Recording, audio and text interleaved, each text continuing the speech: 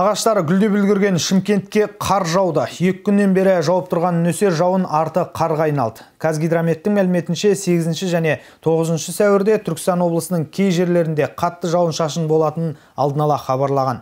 Қалаға түскен қардың қалыңдығы 22 см болса, аудандарға 30 см биіктікте жауыпты.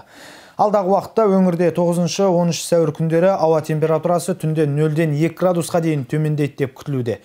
10-13 сәуір аралығында күн жауын-шашынды болуы ықтимал. Сондай-ақ ауа температурасы 0-ден +5-ке дейін. Оңтүстік аудандарда түнгі уақытта +3 градусқа дейін, күндізгі уақытта +12, +17-ге дейін көтерілуі мүмкін.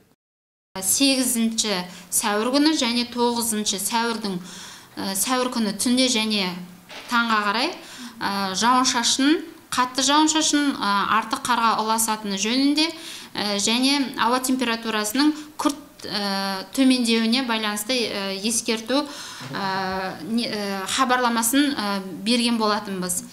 Соған байланысты 8-нен 9-на сәуірге қараған түні кеше күндіз және осы түнгі аралықта біздің Түркістан облысы бойынша 5 аумақта қатты жауын-шашын жауып, күндіз түнде арты қарға ұласты.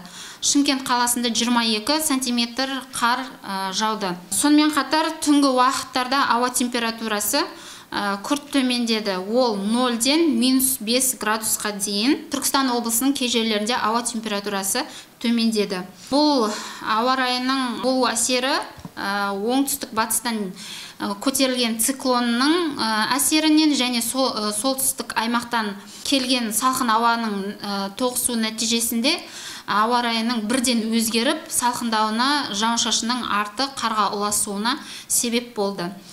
Алдағы уақытта 10, 11, 12, 13 сәуір аралықтарында қатты жауын-шашын жауы мүмкін. Сонымен қатар ауа температурасы -0-ден -5, оңтүстік аудандарда +3 градусқа дейін түнгі уақытта, ал күндізгі уақытта 12-17+, кей жерлерде оңтүстік аудандарда +20 градусқа дейін ауа температурасы көтеріледі.